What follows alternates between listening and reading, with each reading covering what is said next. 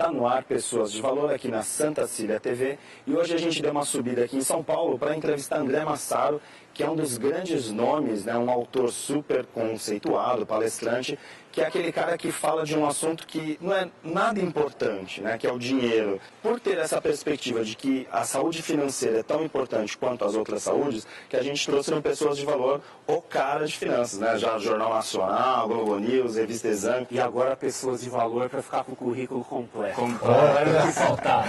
Muito bom. Aí eu queria fazer a pergunta de $1 milhão, vai. Dinheiro traz felicidade? Você quer a resposta curta ou a resposta longa? Não, a resposta longa. O programa tem um tempinho, vamos lá. Então vamos lá. Bom, eu não vou conseguir para a resposta longa sem passar pela curta. A curta é traz felicidade. A questão é a gente entender o que é dinheiro e o que é felicidade.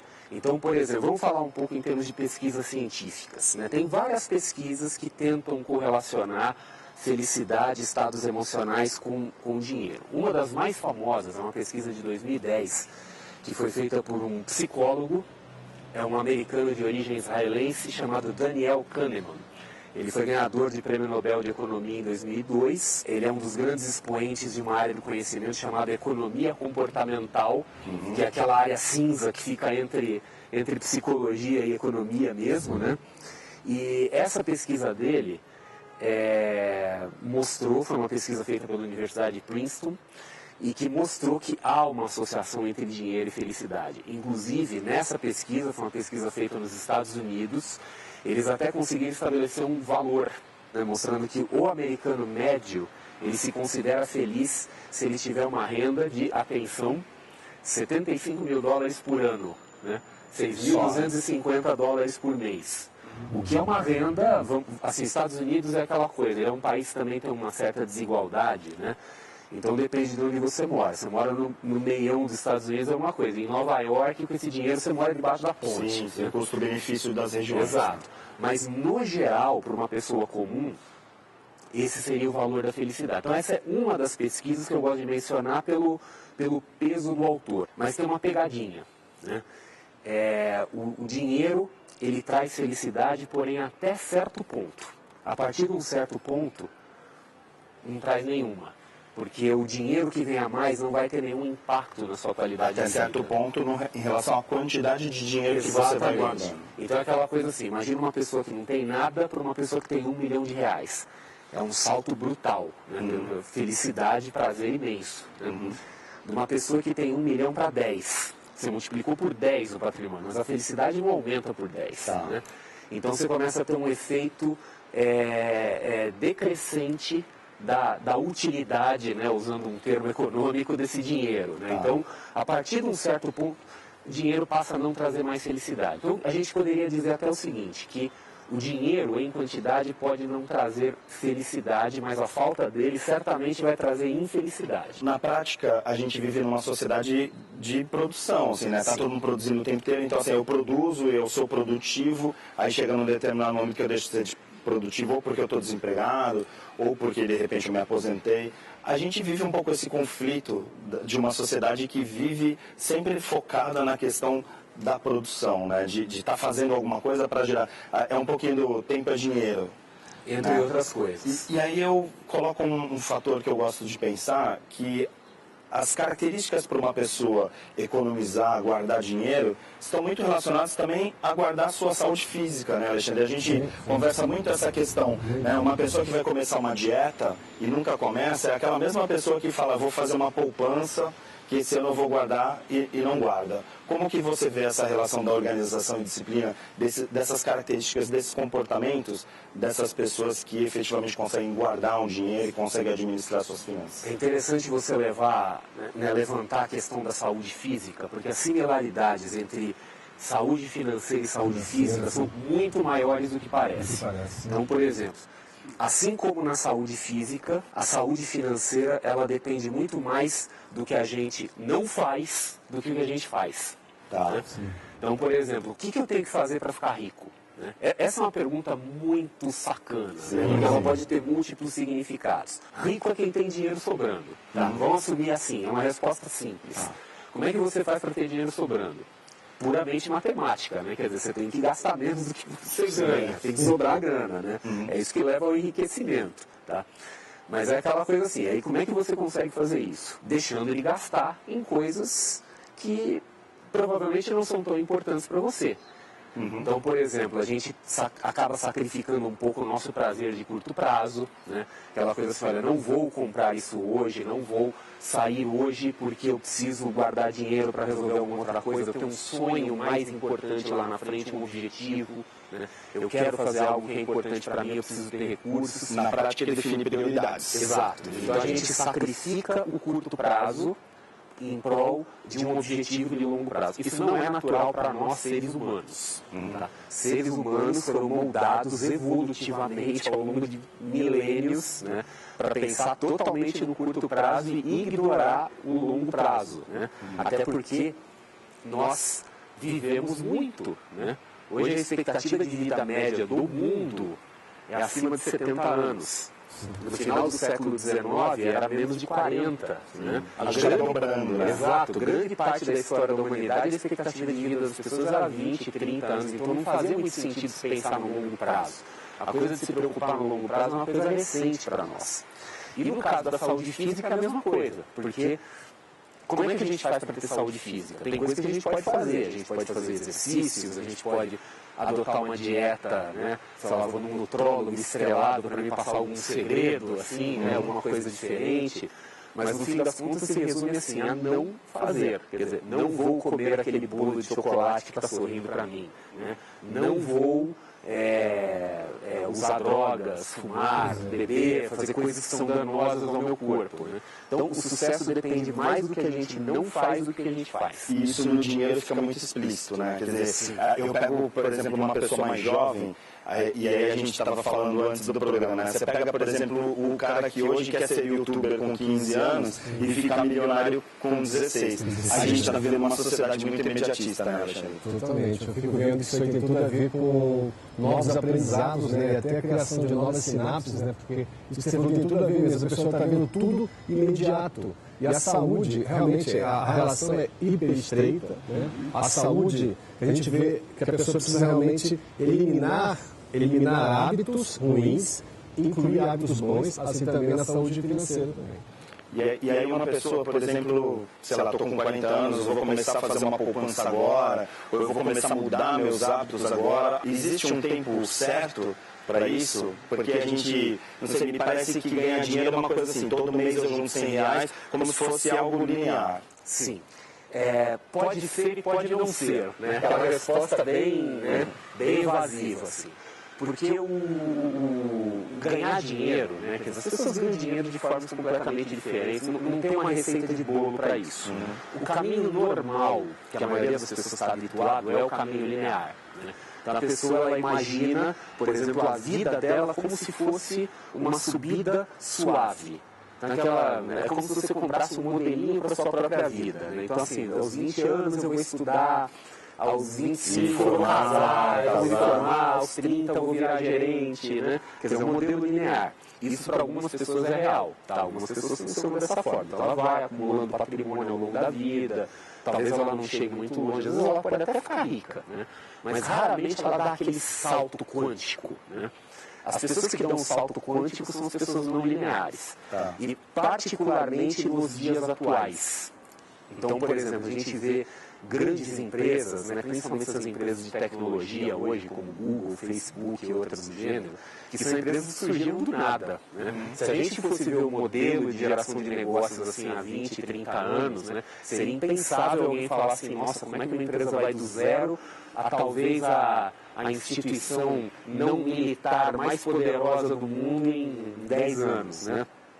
Então hoje, por conta do dinamismo da economia, pode sim, atenção, pode sim acontecer de uma pessoa ganhar dinheiro, e às vezes muito dinheiro, muito rapidamente. Pode acontecer. Só que nós não devemos contar com isso. Né? Sim, mas aí quando a gente fala de poder ganhar, a gente está falando de algumas características que fazem com que isso aconteça, porque a gente outro dia estava conversando com o Marco, lá do Sebrae, tal, gerente regional, o Paulo Queja, falando sobre essa questão do empreendedorismo. Não necessariamente a gente está falando de empreendedorismo, né? A gente está falando mais de inovação, seria isso? a gente está falando de empreendedorismo, a gente está falando de inovação, por incrível que pareça, a gente está falando até sobre carreira. Porque pode acontecer, por exemplo, às vezes dá aquela sorte, né? Quer dizer, você tem uma determinada organização, uma determinada empresa que precisa de uma determinada habilidade, que por acaso é aquela que você tem e eles vão pagar o preço que tiver que pagar. Né? Então, assim, a gente não deve excluir todos os caminhos. Às vezes a pessoa pensa assim, não, se eu quiser enriquecer, eu tenho que empreender. Não necessariamente. Né? Às vezes basta a gente dar uma olhada aí, tanto no Brasil, fora do Brasil. Às vezes você vê pessoas em posições executivas dentro de grandes organizações, e nós estamos falando de empregados, pessoas CLT, tem carteira de trabalho aí, ganhando muito dinheiro, às vezes na faixa de milhões ao ano. Né?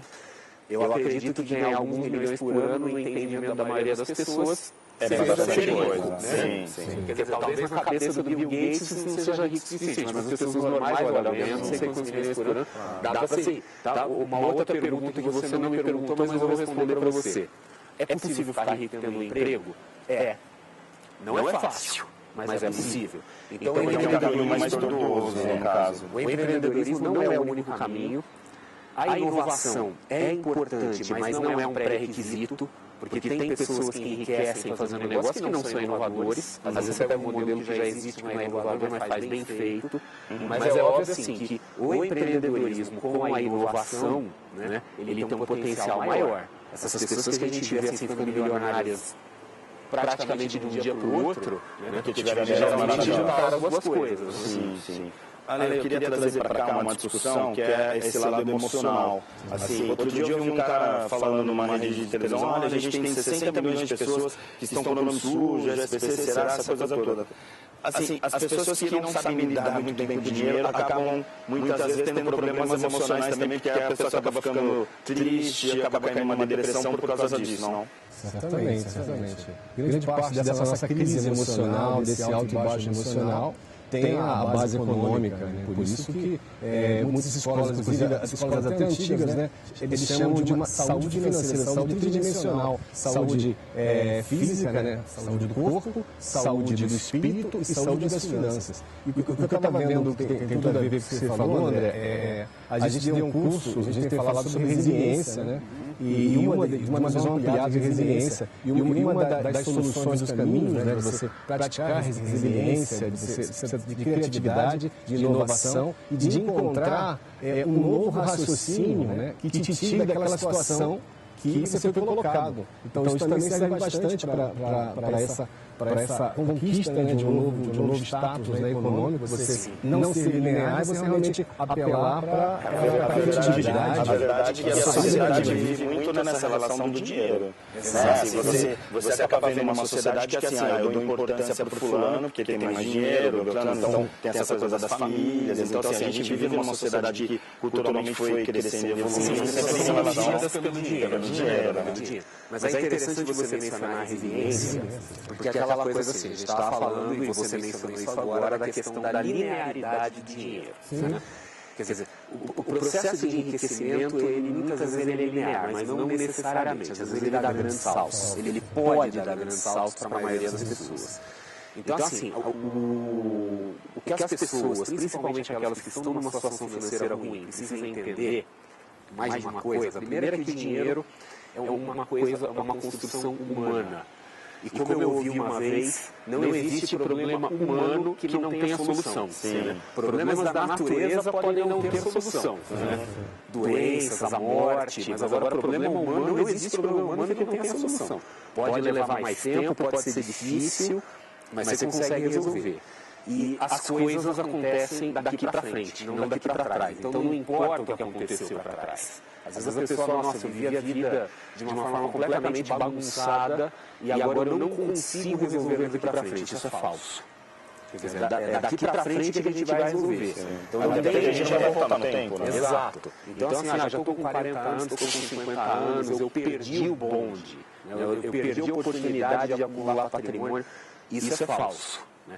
Até porque grande parte das histórias de sucesso, as pessoas que construíram grandes fortunas, mostra que essa construção não foi linear.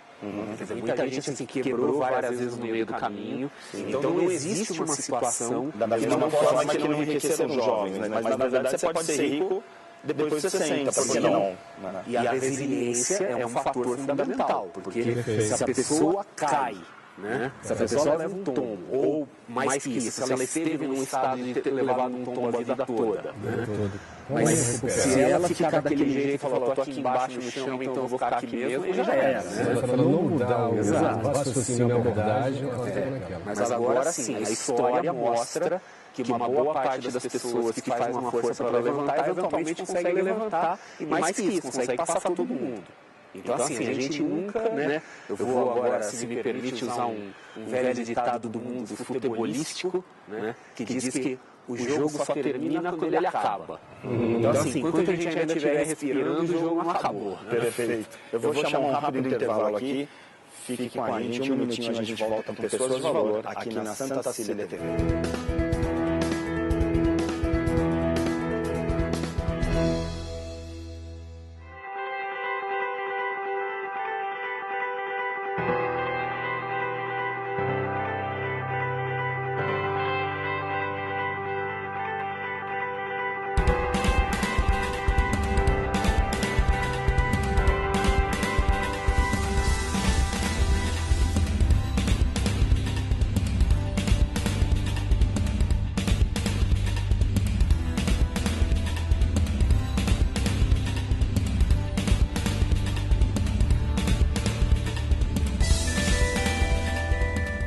Existe um bebê que é especial, está sempre na moda, bonito pra você. A mamãe e o papai, ele quer agradecer pelo banho de loja da estação do bebê. Roupinhas, acessórios, carrinhos e enxoval, toda a decoração da estação do bebê. Rua Carvalho de Mendonça 251, Vila Belmiro, Santos. Telefone 3302-1970. O seu bebê feliz na estação do bebê.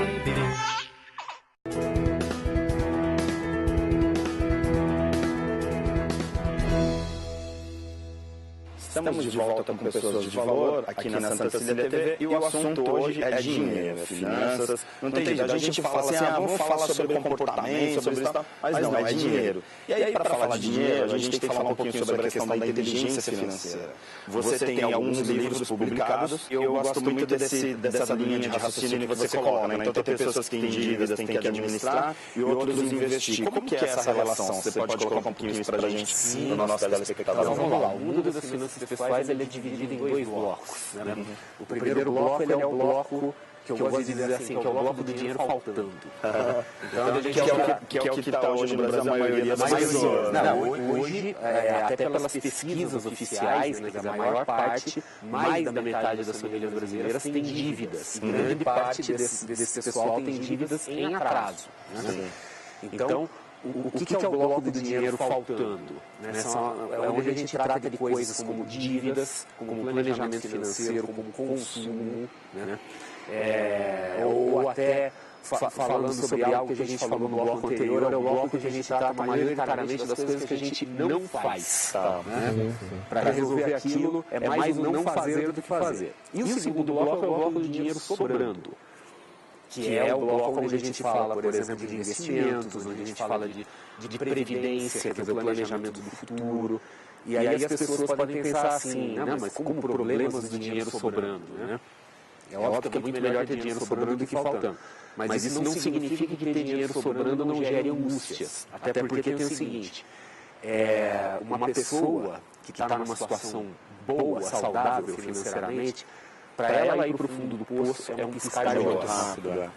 E para você ir do fundo do poço para cima, pode demorar muito tempo, pode eventualmente nunca acontecer.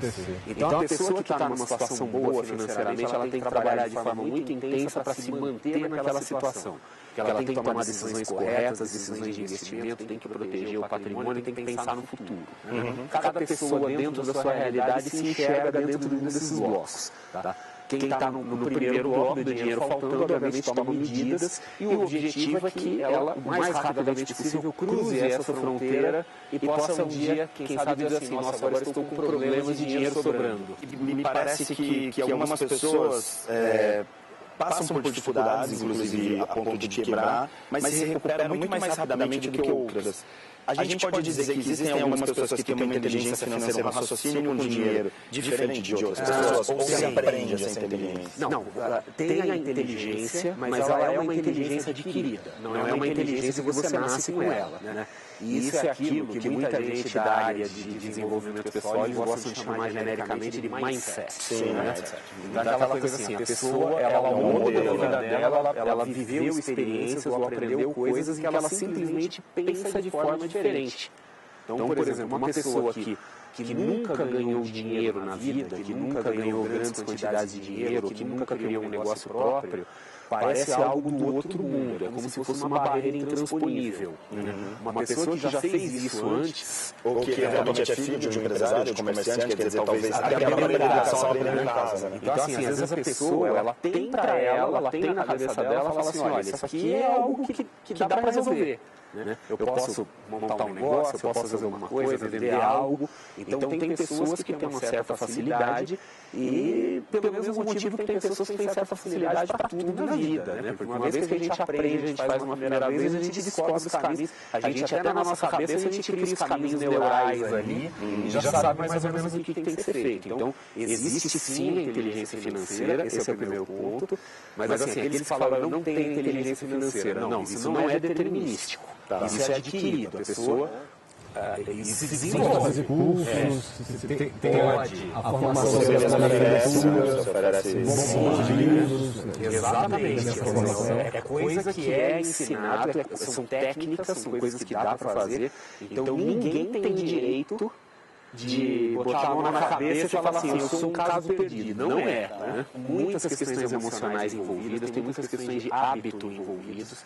Exige mudança de hábito. Mudança de hábito raramente é uma coisa agradável. Né?